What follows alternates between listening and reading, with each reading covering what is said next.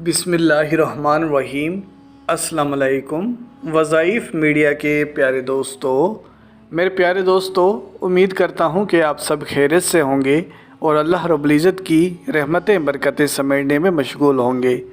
प्यारे दोस्तों, आज की इस वीडियो में हम आपको एक ऐसा मौइज़ाती वजीफ़ा आप लोगों की खिदमत में पेश करेंगे जो कि आपने रमज़ान से पहले पहले तक कर लेना है। और इंशाअल्लाह जब आप इस वजीफ़े को करेंगे और उसके बाद दुआ के लिए हाथ उठाएंगे तो इंशाअल्लाह जो भी आपकी जायज़ हाजात हैं, जो भी मुरादें हैं, वो पूरी हो जाएंगी।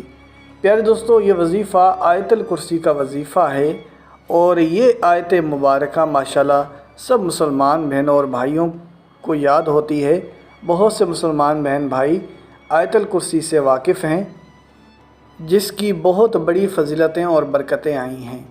प्यारे दोस्तों, इससे पहले कि वीडियो का बाकायदगी से आगाज़ करें और आपको आज के इस वजीफ़े की तरफ ले जाएं, आप सब ने मेहमानों से दरख्वास्त करता हूं कि हमारे इस चैनल को सब्सक्राइब कर लें और बेल के आइकन को भी दबा दें ताकि आने वाली वीडियोज़ आप तक बआसानी पहुँच सकें।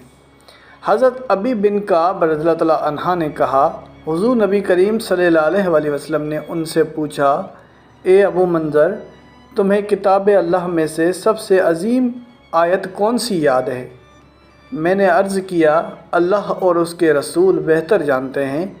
आप सल्लल्लाहु अलैहि वसल्लम ने फिर फरमाया, ए अबू मंज़र, तुम्हें किताब अल्लाह में से कौन सी आयत याद है जो कि सबसे ज़्यादा अजीम हो?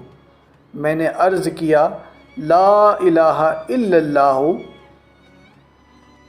माफ़ कीजिएगा, अल्लाहु ला इलाहा इल्लाहु अल हय्युल क़य्यूम, यानी आयतुल कुर्सी। इस पर आप सल्लल्लाहु अलैहि वसल्लम ने मेरे सीने में मारा और फरमाया, ए अबू मंज़र, तुम्हें इल्म मुबारक हो। और इसका फ़ायदा क्या है? हुज़ूर नबी करीम सल्लल्लाहु अलैहि वसल्लम ने फरमाया, जो शख्स हर फ़र्ज़ नमाज के बाद आयतुल कुर्सी पढ़े, उसको मौत के अलावा कोई चीज़ जन्नत में जाने से मना नहीं कर सकती। प्यारे दोस्तों, ये वो आयत मुबारका है जिसको पढ़ने से न सिर्फ दुनियावी फ़वाइद हासिल होते हैं बल्कि आखिरत में भी आला मुकाम मिल जाता है। आखिरत में भी बड़े फ़ायदे हासिल होते हैं, जैसे कि यहाँ बताया गया है कि आयतुल कुर्सी को फ़र्ज़ नमाज के बाद पढ़ना ऐसा है जैसे मौत के अलावा कोई चीज़ आपको जन्नत में जाने से मना नहीं कर सकती। आयतुल कुर्सी की चंद और फ़जीलतें, जब घर से निकलते वक्त अगर कोई शख्स एक बार आयतुल कुर्सी पढ़े तो 70,000 फरिश्ते हर तरफ से आपकी हिफाजत करेंगे। अगर कोई शख्स घर दाखिल होते वक्त आयतुल कुर्सी पढ़े तो आपका घर मोहताजी से दूर हो जाएगा। अगर कोई शख्स वज़ू के बाद पढ़े तो 70 दर्जे बुलंद होंगे। अगर कोई शख्स रात को सोते वक्त पढ़ेगा तो एक फ़रिश्ता सारी रात आपकी हिफाजत करेगा। और अगर फ़र्ज़ नमाज के बाद कोई शख्स पढ़ेगा तो एक पाँव उसका ज़मीन पर और दूसरा पाँव जन्नत में होगा। प्यारे दोस्तों, कसरत से उठते बैठते आयतुल कुर्सी की तिलावत किया करें, इसलिए कि हदीस शरीफ में आया है कि आयतुल कुर्सी अल्लाह की किताब यानी कुरान की सवाब के लिहाज से सबसे बड़ी आयत है। एक रिवायत में है कि ये कुरान की आयतों की सरदार है।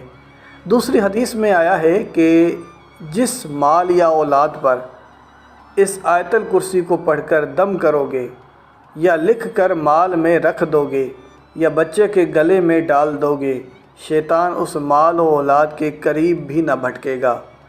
प्यारे दोस्तों, यहाँ से मालूम हो रहा है कि आयतुल कुर्सी बहुत बड़ी फ़जीलतों वाली आयत मुबारका है। प्यारे दोस्तों, हम आपके सामने इसी आयतुल कुर्सी का एक ऐसा मौइज़ाती वजीफ़ा पेश करने जा रहे हैं जो कि आपने रमज़ान से पहले पहले कर लेना है।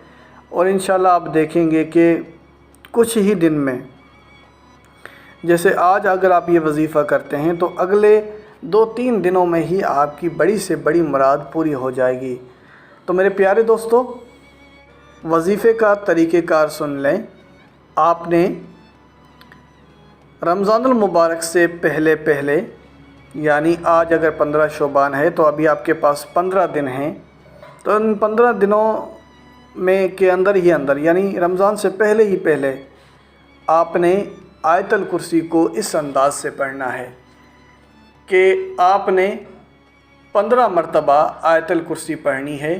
پہلی مرتبہ جب آپ آیت الکرسی پڑھیں گے تو وہ بسم اللہ الرحمن الرحیم کے ساتھ پڑھیں گے، اور باقی 14 مرتبہ آپ بغیر بسم اللہ کے پڑھیں گے، اور اس کے اول اور آخر آپ 3 بار درود پاک پڑھیں گے۔ یہاں پہ جو درود پاک کی تعداد ہے اس کو آپ کم یا زیادہ بھی کر سکتے ہیں۔ آپ چاہیں تو درود پاک 11 بار پڑھیں، چاہے تو 9 بار پڑھیں، یا پھر اس سے کم پڑھیں، یا 1 بار ہی پڑھ لیں، جو آپ کو مناسب لگے۔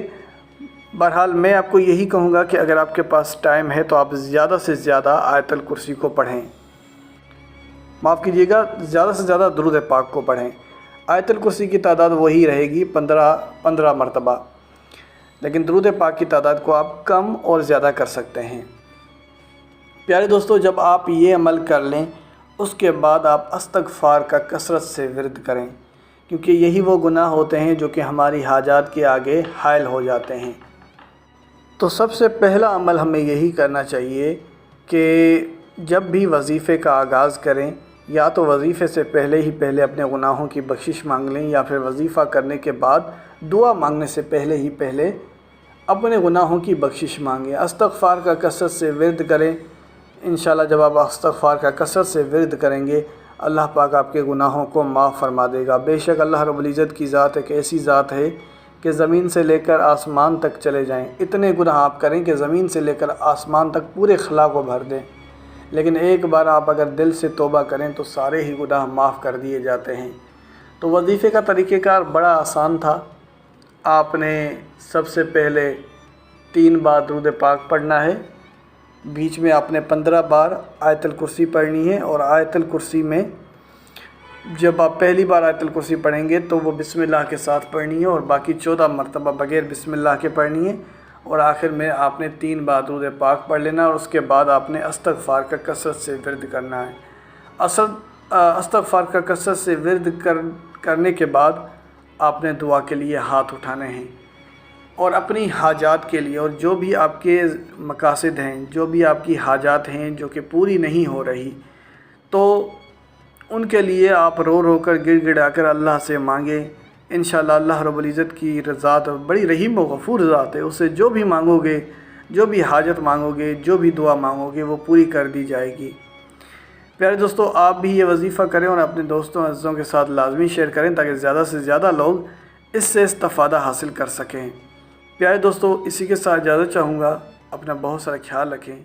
اللہ حافظ۔